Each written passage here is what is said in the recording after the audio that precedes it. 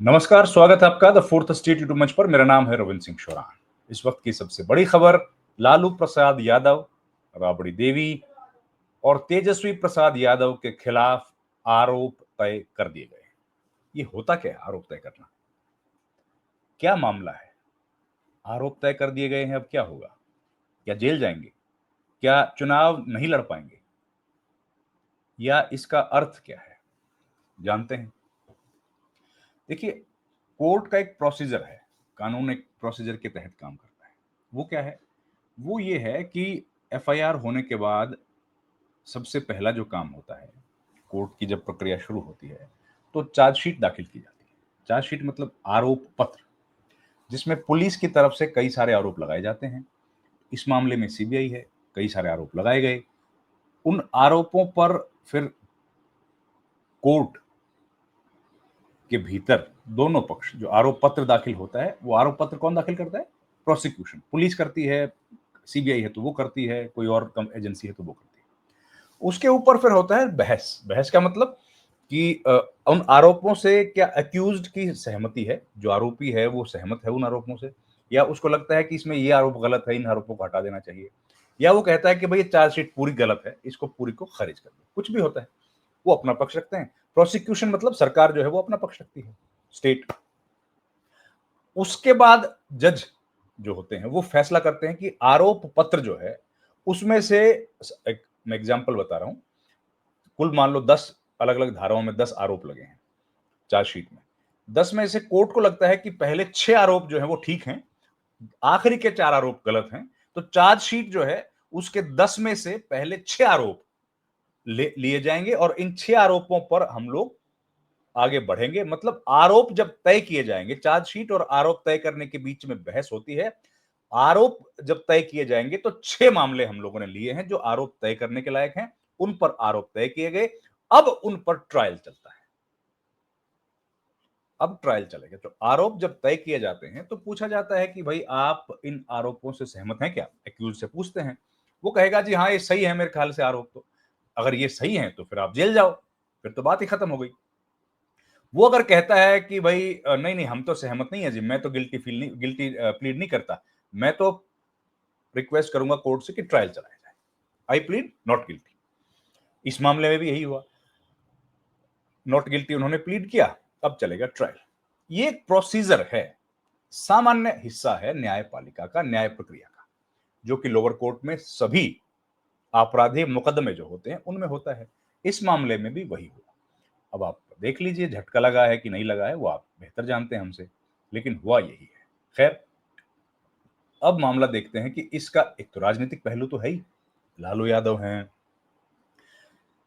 तेजस्वी यादव हैं, राबड़ी देवी तो दो दो पूर्व मुख्यमंत्री। लालू यादव मुख्यमंत्री रहे, उनकी पत्नी रही। तेजस्वी यादव पूर्व उप मुख्यमंत्री हैं। लालू यादव केंद्रीय मंत्री रहे। और बिहार में एक सबसे बड़ा विपक्षी दल है, लंबा एक पॉलिटिकल इनका करियर है। तो जाहिर है इसके राजनीतिक मायने तो होंगे। पर पहले मैं आपको हम लोग थोड़ा सा चर्चा कर लेते हैं कि आईआरसीटीसी वाला मामला जो है इसमें है क्या। तो आईआरसीटीसी का एक स्कैम था जिसमें बताया गया कि भाई जमीन के बदले में नौकरी देने का एक मामला, और एक मामला था कि जो रखरखाव है आईआरसीटीसी की, जो अपनी बिल्डिंग्स होती हैं, इनके होटल्स होते हैं, उन रखरखाव में कुछ घोटाला किया गया है। वो लालू यादव और उनके परिवार के लोगों पर आरोप लगे हैं। तो किसी ने कहा कि लैंड फॉर जॉब भी स्कैम इसी के अंदर है। रेल मंत्री रहते सरकारी पद का दुरुपयोग किया, उनके ऊपर पद का फायदा उठाया, कुछ खास लोगों को फायदा पहुंचाने के लिए टेंडर की शर्तों में हेरफेर की गई। क्या आप स्वीकार करते हैं? तो लालू यादव ने कहा भाई हम तो नहीं करते हैं स्वीकार, ये सब झूठ है। तो कुल 14 आरोपी हैं इस मामले में। घोटाला क्या है मैं थोड़ा बता दूं। आईआरसीटीसी घोटाला जो है उसमें लालू यादव, राबड़ी देवी और तेजस्वी यादव सहित कई लोगों पर आरोप है। ये घोटाला उस समय का है जब लालू यादव 2004 से 2009 तक भारत की रेल के मंत्री थे। आप जानते हैं आईआरसीटीसी क्या है, रेलवे के तहत आता है। उस दौरान आईआरसीटीसी के ने 2 होटलों के रखरखाव का टेंडर निकाला। आरोप है कि टेंडर में छेड़छाड़ की गई, टेंडर के जो कंडीशन थे उसमें छेड़छाड़ की गई, और यादव ने होटल के रखरखाव और संचालन का ठेका सुबोध कुमार सिन्हा नाम के एक व्यवसायी को, company Sujata hotel private limited को दिलवा दिया। आरोप यह है कि इसके बदले में लालू यादव और उनके परिवार में पटना में कीमती जमीनें बेहद सस्ते दामों पर दी गई। अब ये है आरोप, इस पर हो रही है, इस पर हो रहा है। आप जानते हैं कि इस पर पूरी मामला है। 14 जो आरोपी हैं वो कौन-कौन हैं?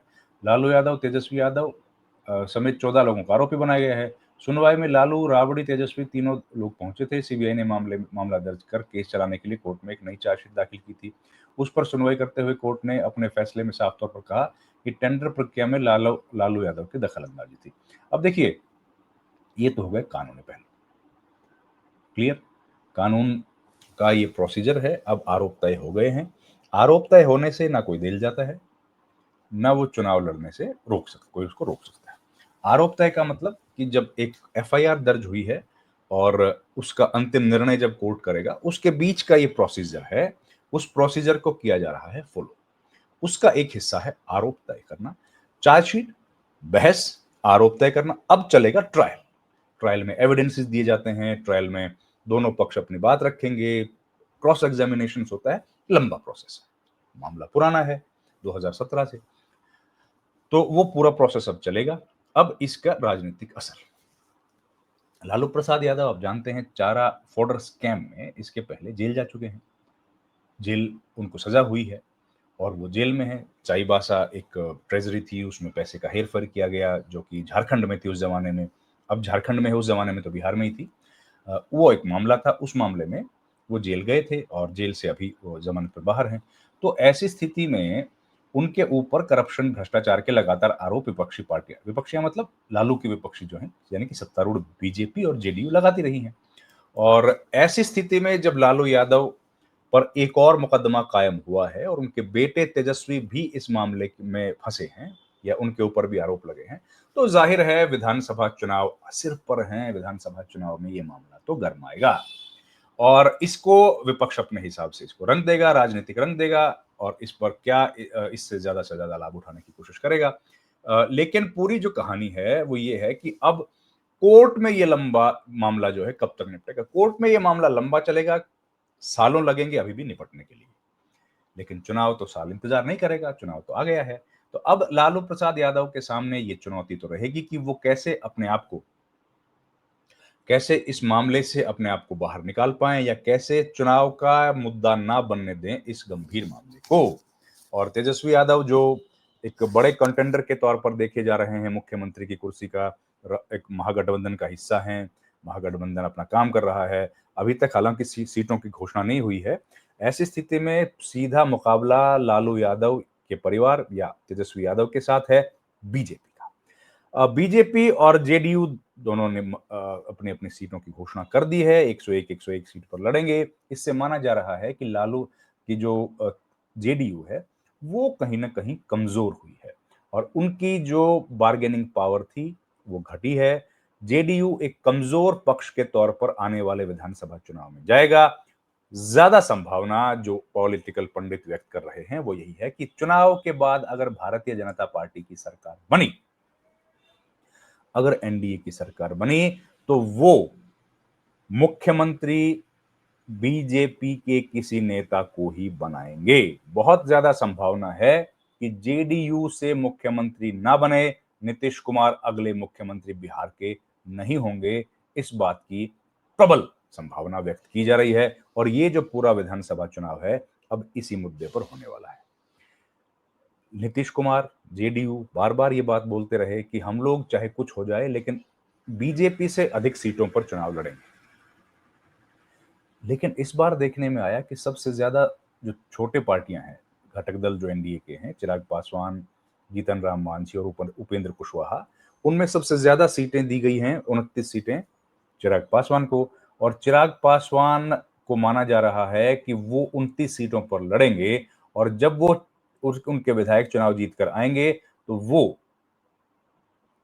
मुख्यमंत्री के तौर पर बीजेपी के उम्मीदवार को समर्थन देंगे, ना कि जेडीयू के उम्मीदवार को। मतलब नीतीश कुमार का ये अंतिम विधानसभा चुनाव होने जा रहा है। ये एक बड़ा सियासी मुद्दा बिहार के विधानसभा चुनाव में इस बार बन रहा है। ऐसे में लालू प्रसाद यादव के खिलाफ जो आज मामला हुआ है, आरोप तय हुए हैं, बीजेपी चाहेगी कि वो मामला सेंटर स्टेज ले और आरजेडी प्लस महागठबंधन उस मामले पर बैकफुट पर चला जाए। ये पूरा अब इलेक्शन में मामला इसके इर्द गिर्द घूमने वाला है। आरजेडी और महागठबंधन ने अभी तक सीटों की घोषणा नहीं की है। उम्मीद है जल्द करेगा। अब तक पूरी लिस्ट लेकर आएंगे।